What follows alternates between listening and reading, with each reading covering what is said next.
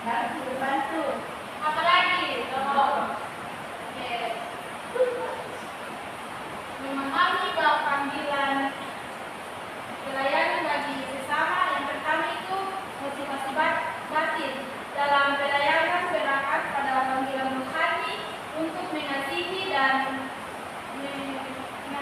melayani sesama sebagai perwujudan iman Kristen. Jadi ketika kita melayani itu motivasi batin. Gimana kita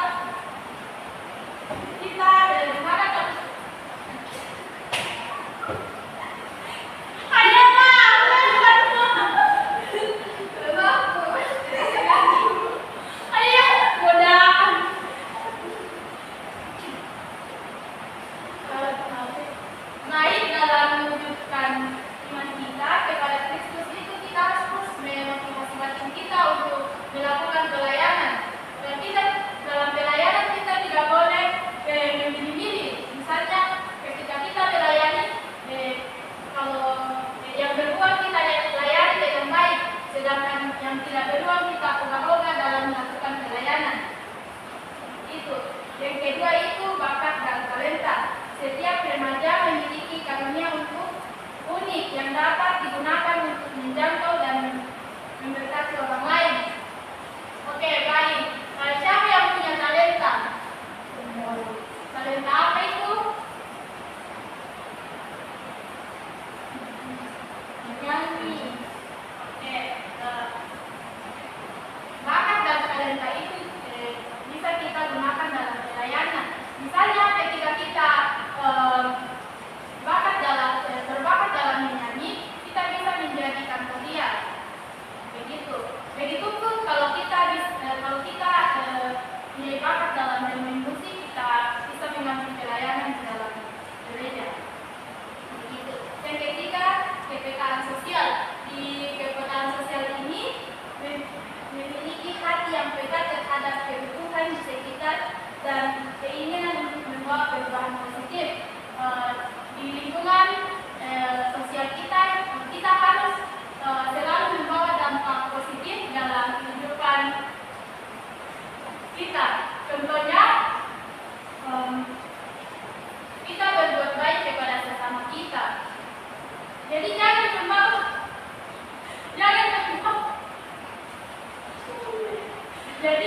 membawa dampak negatif dalam lingkungan sekitar kita. Mengerti? Oke. Adapun bentuk-bentuk pelayanan remaja Kristen, yang pertama itu pelayanan sosial. Dalam pelayanan sosial ini membantu mereka yang kurang beruntung melalui aksi nyata seperti berbagi makanan, pakaian dan kebutuhan lainnya. Oke, siapa yang biasa berbagi? Aku. Berbagi dalam bentuk apa? Makanan. Oke.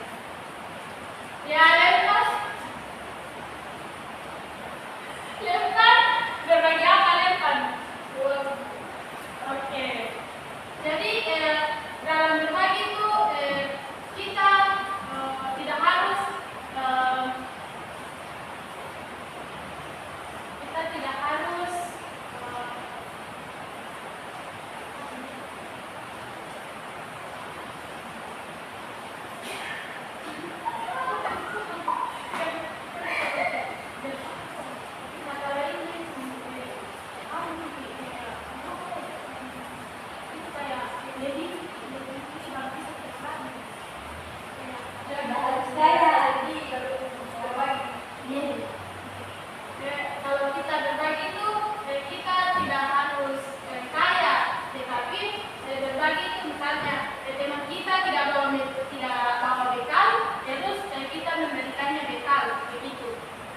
Yang kedua itu pelayanan rohani. Di pelayanan rohani ini membagikan firman Tuhan, doa dan hubungan spiritual untuk menguatkan iman orang lain. Contohnya ketika melakukan pelayanan rohani ini, kita bersama-sama berdoa, terus mendukung spiritual, membagi firman Tuhan. Membagi firman Tuhan ini seperti khotbah menceritakan kisah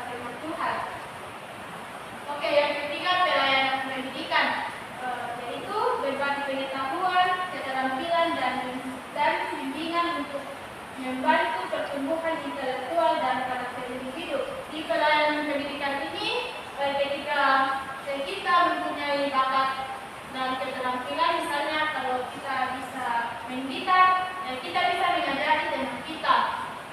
Kalau itu pun, begitupun dalam pengetahuan. Ketika kita pintar, misalnya pintar dalam matematika, kita ajari teman kita yang kurang mampu. Begitu. Mengerti? Mengerti. Oke. Terus yang ketiga itu mempersiapkan diri menjadi pelayan Tuhan. Di sini ada 3, yaitu pertumbuhan rohani. Jadi pertumbuhan rohani ini membangun hubungan yang dalam dengan Tuhan melalui doa, firman, dan persekutuan. Oke, dalam pertumbuhan rohani ini, siapa yang selalu berdoa kepada Tuhan? Oke. Bersekutu, siapa yang selalu bersekutu? Misalnya ikut PPGT. Oke. Sudah mulai bersekutu ya? Oke. Bersekutu bukan hanya di PPGT. Itu tidak hanya di gereja saja teman-teman kita bisa membangunnya, tetapi di sekolah kita juga kita bisa bersekutu sama sesama teman-teman kita. Di sini bersekutu itu bukan membuat geng ya anak-anak. Oke. Yang kedua itu pelatihan praktis. Di sini mengikuti pelatihan dan mendapatkan bimbingan untuk meningkatkan keterampilan melayani. Di sini kita harus mengikuti pelatihan supaya kita dalam pelayanan itu mahir dan bisa. Mengerti? Oke. Yang ketiga, pengembangan karakter. Di pengembangan karakter ini mengasah kerendahan hati, integritas, dan komitmen yang untuk melayani dengan hati yang tulus. Di sini di kerendahan hati, dalam pelayanan kita itu harus rendah hati. Bedakan teman-teman rendah hati sama rendah diri. Jadi kita itu tidak boleh sombong dalam melakukan pelayanan. Misalnya ketika teman kita tidak tahu, misalnya dalam bercerita teman kita tidak tahu, kita tidak boleh berkata, kamu itu kenapa tidak tahu? Harusnya kamu seperti saya, bisa melakukan segalanya. Itu tidak boleh. Jadi yang integritas itu dan komitmen. Dalam pelayanan kita harus berkomitmen dalam melakukan pelayanan. Jangan hanya misalnya saat mau saja kita datang ke pelayanan, kita harus sungguh-sungguh dalam melakukan pelayanan. Yang terus mengembangkan talenta dan karunia dalam pelayanan. Misalnya seni dan musik, menggunakan bakat kreatif untuk memenuhi Tuhan dan memberkati orang lain. Di sini di seni kita bisa menggunakannya, misalnya menggambar Tuhan Yesus, terus musik juga itu yang ibu bilang tadi, kita bisa melakukan pelayanan dengan bakat kita, yaitu musik. Terus kepemimpinan, mengembangkan kemampuan organisasi dan komunikasi untuk memimpin dan memimpin tim pelayanan. Misalnya ketika kita menjadi ketua PPGT atau ketua apapun dalam organisasi, kita harus